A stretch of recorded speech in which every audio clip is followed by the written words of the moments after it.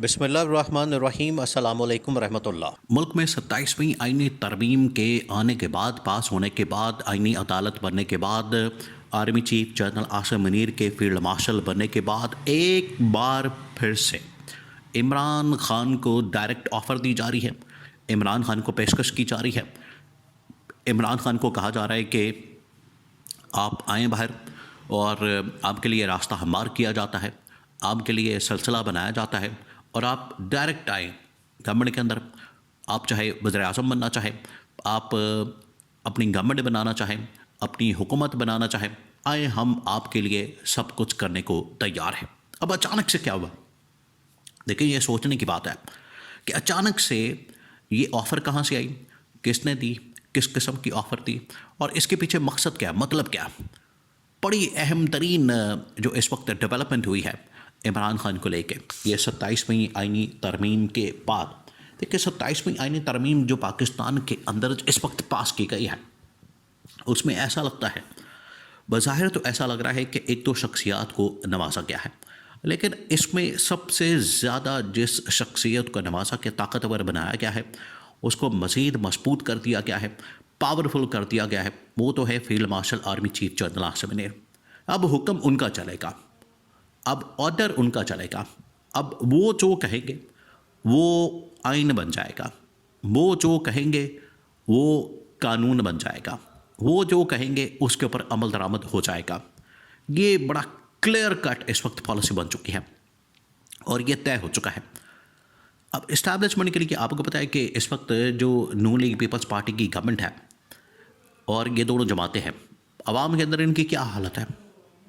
अभी भी आज ये आइन पास करवाने के बाद एक दूसरे के साथ लड़े हैं, लड़ाई कर रहे हैं, एक दूसरे के ऊपर हमले कर रहे हैं, जुमलेबाजी कर रहे हैं, तनकीद कर रहे हैं, एक दूसरे को निशाना बना रहे हैं, उसको निकाल दें, इसको निकाल दें, ये नहीं रहेगा, वो नहीं रहेगा, यानी इस तरह की बातें की जा रही हैं। और कहा जा रहा है कि ये अब ज़्यादा देर तक निज़ाम नून लीग पीपल्स पार्टी के साथ चलने वाला नहीं है। उसकी वजह यह है कि इस आईनी तरमीम के बाद सबको अपनी पड़ी पड़ गई है, क्योंकि जिस तरीके से इस्टेब्लिशमेंट को ताकतवर कर दिया गया है, उसने अपने कंट्रोल में सारी की सारी अदलिया कर ली है। अब इस्टेब्लिशमेंट की अपनी मर्ज़ी है, अदलिया के ज़रिए से जिसको मर्ज़ी निकाल दे, जिसको मर्ज़ी उतार दे, जिसको मर्ज़ी ला के बिठा दे, जिसको मर्ज़ी हुकूमत बना दे। और ये वाली हुकूमत भी उन्हीं की वजह से आई है, जिसमें इस्टेब्लिशमेंट ने सारा पीछे बैठ के काम किया और इसमें अदलिया ने पूरी सहूलतकारी की। अब तो मुकम्मल कंट्रोल में आ गई। उस वक्त तो एक जज था, चीफ जस्टिस था काजी फाइज ईसा।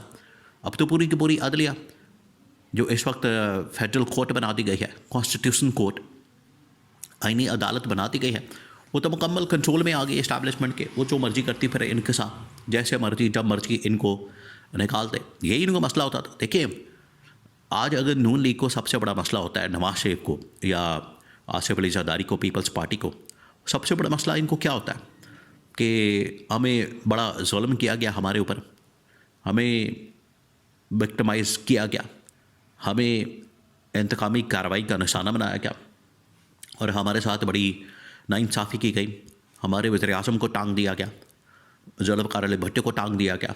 वो कहते हैं, दूसरा कहता है कि मुझे अदालत से निकाल दिया गया। एक वैसे वज़ीर-ए-आज़म यूसुफ रज़ा गिलानी पीपल्स पार्टी का भी फ़ारिग हो चुका है अदालत से। तो ये कहते हैं अदालत से हमें बड़ा शिकवा है, अदालत जो है वो इस्टेब्लिशमेंट के हाथों बड़ी इस्तेमाल होती है।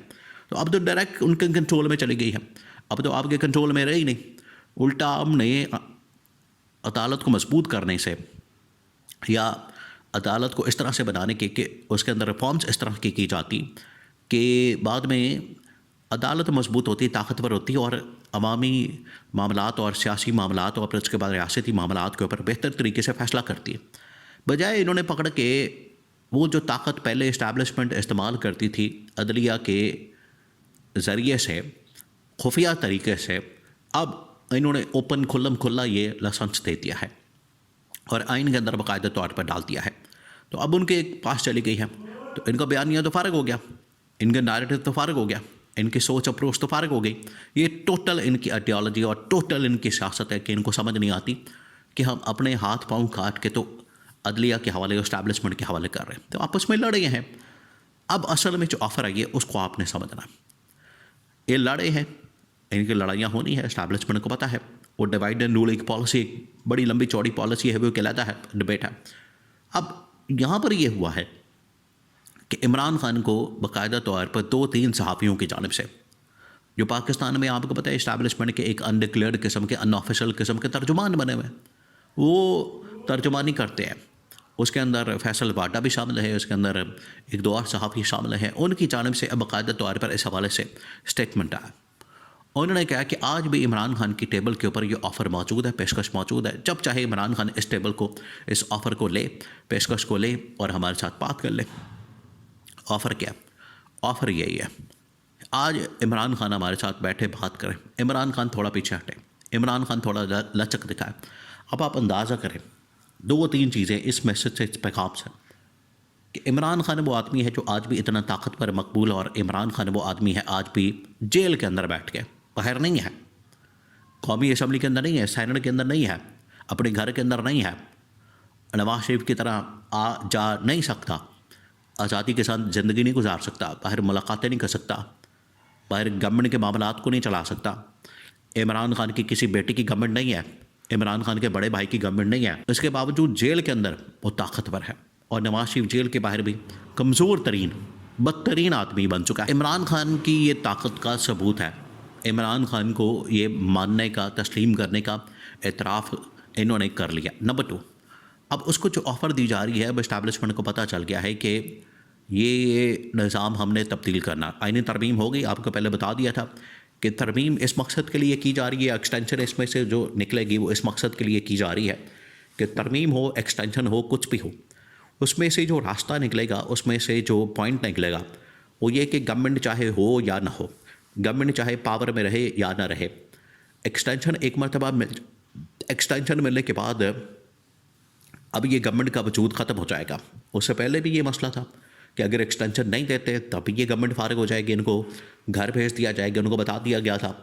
इस वजह से इनको फ़िक्र पड़ गई, इन्होंने कहा कि चलो एक्सटेंशन दे के, डील करके, मुकम्मल करके तो हम अपनी सेटिंग कर लेंगे।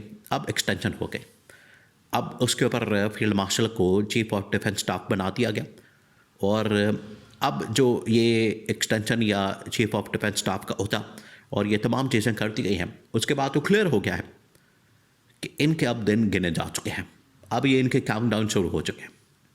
और ये जो आपस की लड़ाइयाँ, आपस की इनके अंदर जो बयानबाजी, एक दूसरे के ऊपर हमला और एक दूसरे के मुतालिक जो बातें, और इसी वजह से इमरान खान को मुख्तलिफ सहाफ़ियों के ज़रिए से और अनडिक्लेयर्ड किस्म के जो तर्जुमान हैं उनकी जानिब से इमरान खान को पैगाम भेज दिया गया, इमरान खान को बता दिया गया, उसके सामने ये पूरी ऑफ़र और पैकेज पेशकश की शक्ल में रख दिया गया है कि आप जब चाहें इनको, जिस तरह से हमने गवर्नमेंट दी वैसे ही आपको भी दे सकते हैं। लेकिन इमरान खान का मसला ये है कि मुझे मेरा मैंडेट चाहिए, मुझे आइन और कानून के साथ, इंसाफ के साथ, मेरिट के ऊपर।